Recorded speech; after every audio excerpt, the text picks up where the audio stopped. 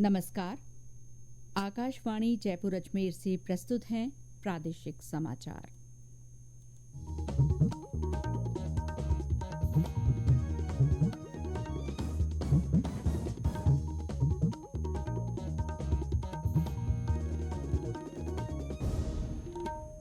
मुख्य समाचार। राष्ट्रपति द्रौपदी मुर्मू ने कहा है कि राष्ट्र की प्रगति महिलाओं की भागीदारी से ही सुनिश्चित की जा सकती है। राष्ट्रपति ने पोखरण में सेना के फायरिंग अभ्यास को देखा और जवानों की हौसला अफजाई की। विकसित भारत संकल्प यात्रा प्रदेश की 2000 से ज्यादा ग्राम पंचायतों में पहुंची। शहरों में भी 103 शिविर आयोजित। और मौसम विभाग ने आगामी 2-3 दिन राज्य के उत्तर पूर्वी भागों में घना कोहरा छाए रहने और तापमान में 3 डिग्री तक गिरावट की संभावना जताई।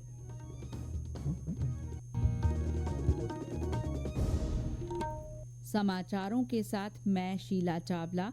और अब समाचार विस्तार से। राष्ट्रपति द्रौपदी मुर्मू ने आज जैसलमेर की पोखरण फील्ड फायरिंग रेंज में आयोजित सेना के एक कार्यक्रम में शिरकत की। उन्होंने सेना के फायरिंग अभ्यास को देखा और जवानों से बातचीत की। उन्होंने जवानों की हौसला अफजाई भी की। राष्ट्रपति ने शहीद पूनम सिंह स्टेडियम में लखपति दीदी पहल के तहत महिलाओं से संवाद किया।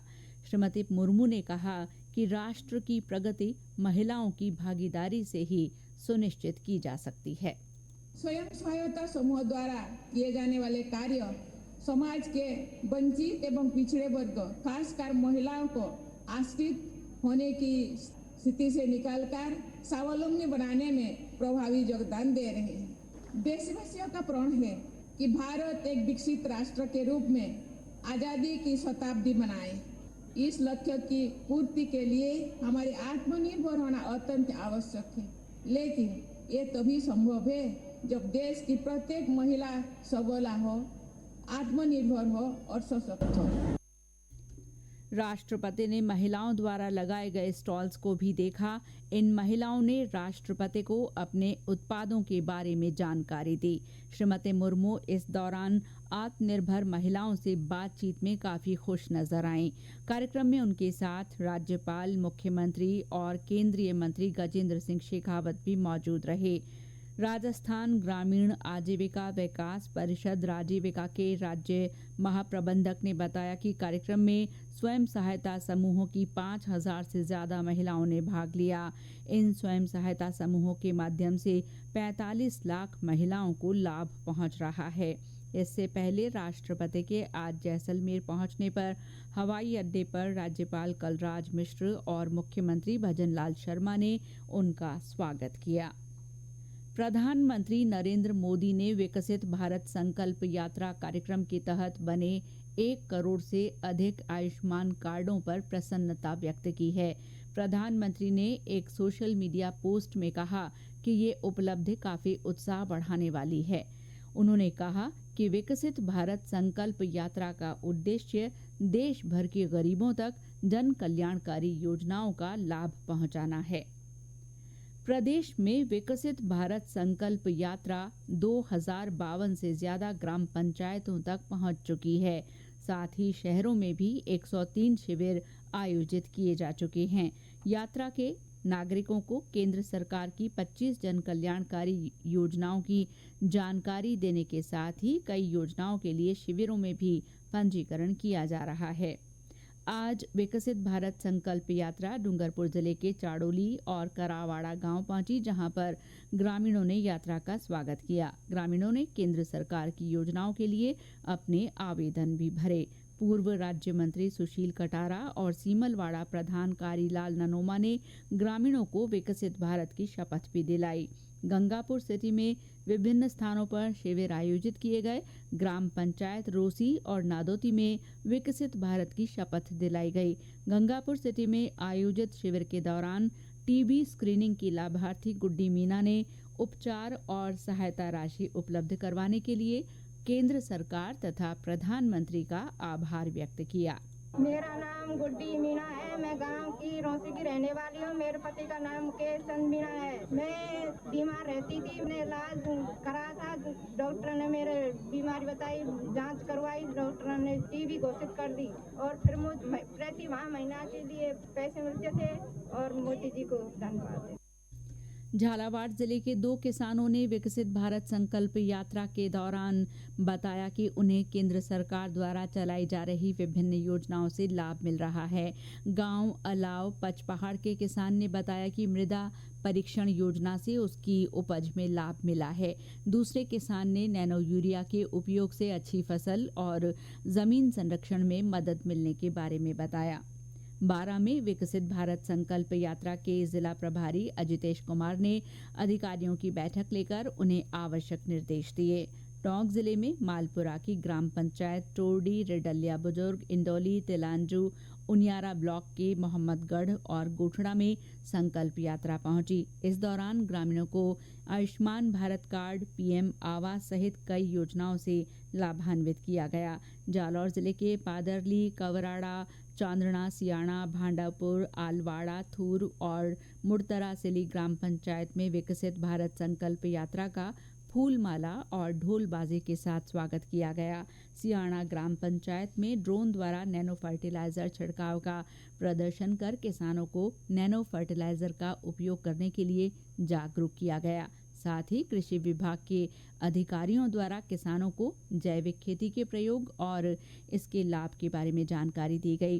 कार्यक्रम में ग्रामीणों को Ayushman Bharat card, MNREGA job card का वितरण करने के साथ ही महिलाओं को प्रधानमंत्री उज्ज्वला योजना के तहत कनेक्शन दिए गए।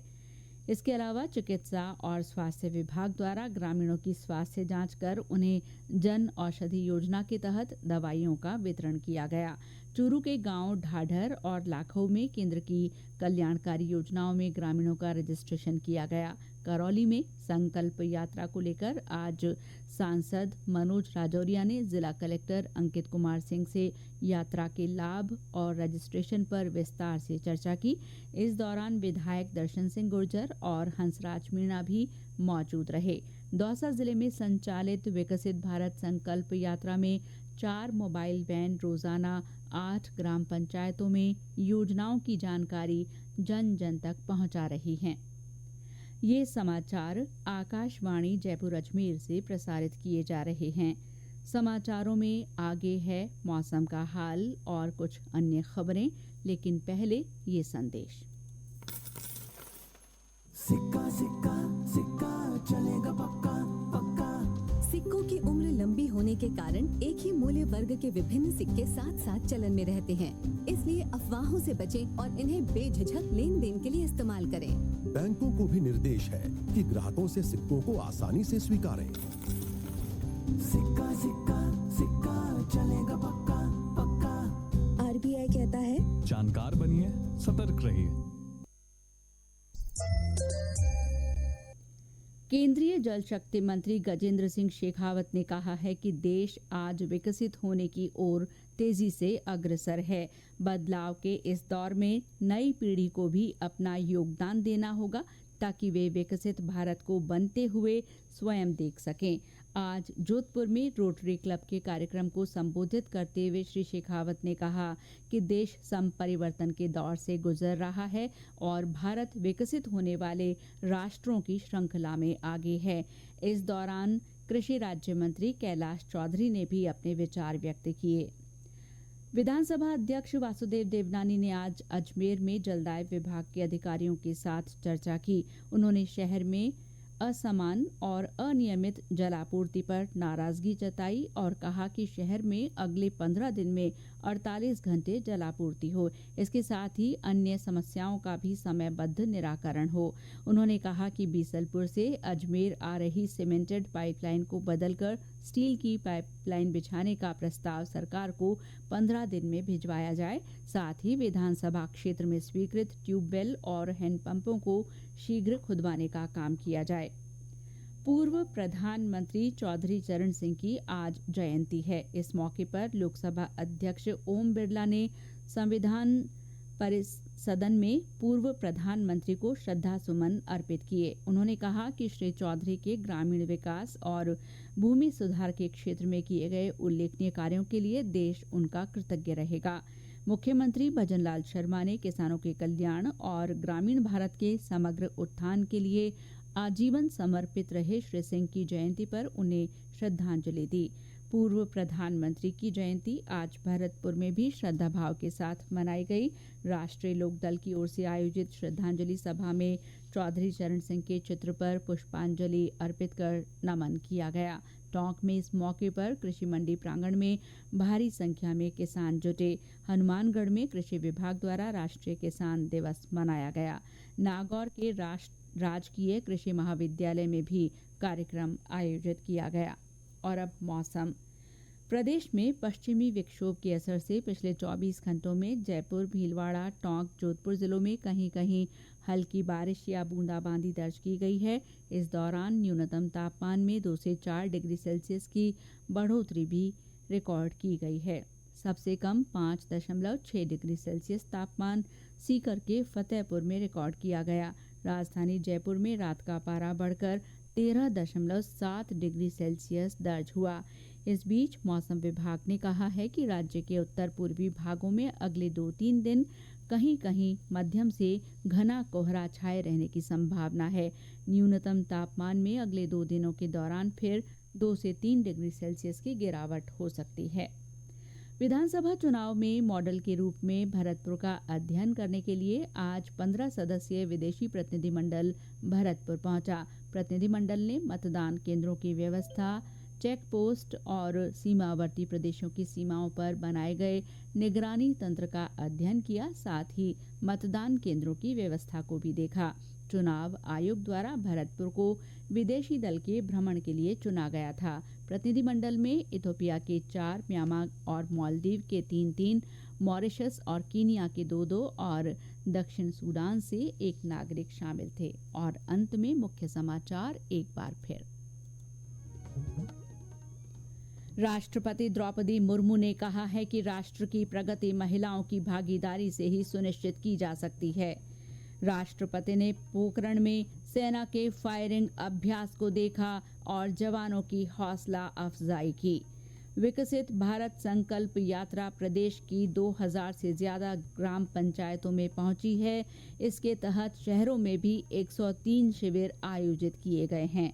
और मौसम विभाग ने आगामी 2-3 दिन राज्य के उत्तर पूर्वी भागों में घना कोहरा छाए रहने और तापमान में 3 डिग्री तक की गिरावट की संभावना जताई है। इसके साथ ही प्रादेशिक समाचार बुलेटिन समाप्त हुआ। नमस्कार।